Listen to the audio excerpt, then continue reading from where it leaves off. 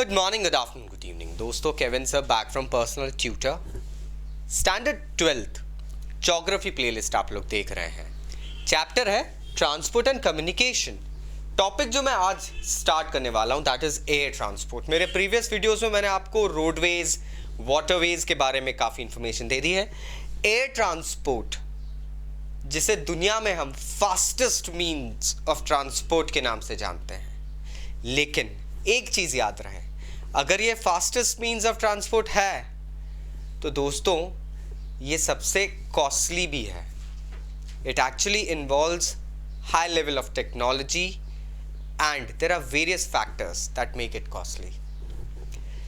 अब चलिए वो कॉस्ट की बात हम साइड में रखते हैं, because money is no more issue now. अगर हम स्पीड की बात करते हैं तो फास्टेस्ट मोड ऑफ ट्रांसपोर्ट होने के कारण ये एयर ट्रांसपोर्ट जो है, this is probably preferred bye long distance travellers across the globe.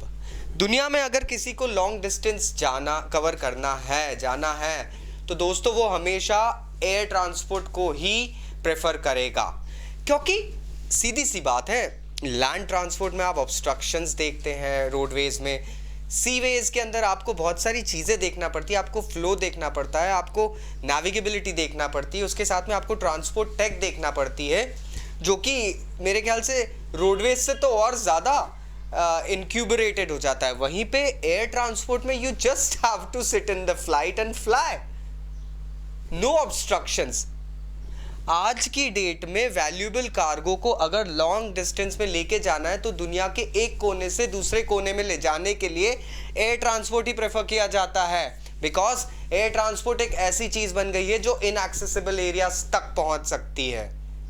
कई ऐसी जगह है हमारे हिमालयन रीजन्स में जहां पे आप रोडवेज के थ्रू नहीं पहुंच सकते हैं, लेकिन स्ट्रैटेजिकली वो बहुत इंपॉर्टेंट है। मिलिट्री प्रेजेंस वहां पे बहुत इंपॉर्टेंट होती है, इस कारण से वहां पे मिलिट्री तक जो भी चीज़ें हैं, जो रसद है, जो फूड सप्लाईज है, सप्लाईज जिसे कहते हैं, वो पहुंचाने के लिए हम ऑफ्टन एयर ट्रांसपोर्ट पे ही निर्भर कर लेते हैं। एस्किमोज जो कि पोल्स में रहते हैं, चलिए उनकी बात करते हैं। उन लोगों के पास में कितने आजीविका के साधन रहते हैं, how we can go ahead.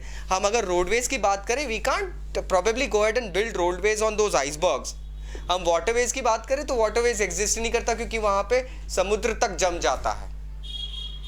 अब यहां पे मैं बात कर रहा हूं आपके एयर ट्रांसपोर्ट की, तो वो उन लोगों की आजीविका के लिए काफी हद तक सक्सेसफुल होता है। सो वी नो कि ये एयर ट्रांसपोर्ट जो होता है ये इकोनॉमिक के साथ साथ स्ट्रेटेजिक इंपॉर्टेंस भी रखता है। अब बात करते हैं इसके थोड़े से मैन्युफैक्चरिंग की। हाँ, एयर ट्रांसपोर्ट को एक्सेसिबल बनाने के लिए, इसकी मैन्युफैक्चरिंग करने के लिए हमको बहुत ज़्यादा इंफ्रास्ट्रक्चर लगता है। Yes, the infrastructure is definitely elaborate when you are planning about air transport, क्योंकि देखिए रोडवेज में it becomes quite easy, waterways में you just need a vessel, but yes in air transport there are many things required. इस कारण से थोड़ा सा costly भी हो जाता है। बट दोस्तों यहाँ बात हो रही है टाइम सेविंग की। हैंगर्स की ज़रूरत पड़ती है एयरप्लेन्स को सेफ रखने के लिए, पार्क करने के लिए। लैंडिंग स्ट्रिप्स की ज़रूरत पड़ती है जहाँ से वो टेक ऑफ और लैंडिंग कर पाए। फ्यूलिंग स्टेशंस लगते हैं और स्पेशल फ्यूल भी लगता है। मेंटेनेंस के लिए बहुत सारी फैसिलिटीज़ लगती है, जो फैसिलिटीज़ अक्सर जाके एयरक्राफ्ट्स को किसी प्रॉब्लम से, एक्सीडेंट्स, पॉसिबल एक्सीडेंट्स या मिसहैप्स से बचाते हैं। और दूसरी चीज़ दोस्तों, finally building airports is not a cheap affair. Airport बनाना मतलब यहाँ बात हो रही है हजारों करोड़ों की। दोस्तों एयरपोर्ट को बना के मेंटेन रखना और ज़्यादा मुश्किल हो जाता है। So yes, it involves a lot of money and it involves a lot of strategy, technology, expertise and all as well. Developing nations आज की डेट में अपने ट्रेड एंड कॉमर्स को कहीं ना कहीं इनैक्ट और इफेक्टिव बनाने के लिए बिजनेसमैन की फॉरेन ट्रिप्स, फॉरेन डेलीगेशंस का आना, सामान कार्गो का इधर से उधर ले जाना, इंपॉर्टेंट वैल्यूएबल कार्गो जो होता है, स्पेशली जो छोटा होता है लेकिन उसकी वैल्यू ज़्यादा होती है, उन सब को लेके जाना इधर उधर दोस्तों, वहाँ पर हम लोगों को एयर ट्रांसपोर्ट लगता है, एयरपोर्ट्स लगते हैं। डेवलपिंग नेशन इसलिए आजकल एयरपोर्ट्स के इंफ्रास्ट्रक्चर पे ज़्यादा फोकस कर रहे हैं। आप लोगों ने जाहिर सी बात है हमारे देश के कुछ बड़े एयरपोर्ट्स देखे होंगे, international airports. Just go and visit them once, they aren't less than any five star hotels. अब थैंक्स टू एयर ट्रांसपोर्ट दोस्तों, दुनिया में एक स्टडी करी गई थी। This is the best part, trust me. हमें यह पता चला है कि आज दुनिया में कोई सी भी जगह किसी दूसरी जगह से 35 आवर्स के एवरेज टाइम से ज्यादा दूर नहीं रह गई है। मतलब आपको वर्ल्ड में कहीं भी जाना है, आपको नॉर्थ पोल से साउथ पोल भी जाना है दोस्तों, 35 hours is the maximum time that will take. एक वक्त था जब नेविगेटर्स घर से निकलते थे, महीनों लग जाते थे। उससे पहले की बात करूं, people like Marco Polo, India में जो चाइनीज ट्रैवलर्स आए, ह्यूनसांग, जिन्हें जुआंगजांग भी कहते हैं, ये लोग, फायान, ये लोग जो आए थे दोस्तों, दे टुक ईयर्स। मैं महीनों की बात भी नहीं कर रहा हूं, यहां 10 से 15 साल की बात हो रही है जर्नीज को कंप्लीट करने में।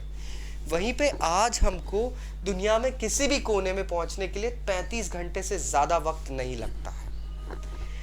पायनियर हालांकि एयरक्राफ्ट इंडस्ट्रीज में यूनाइटेड किंगडम बना था।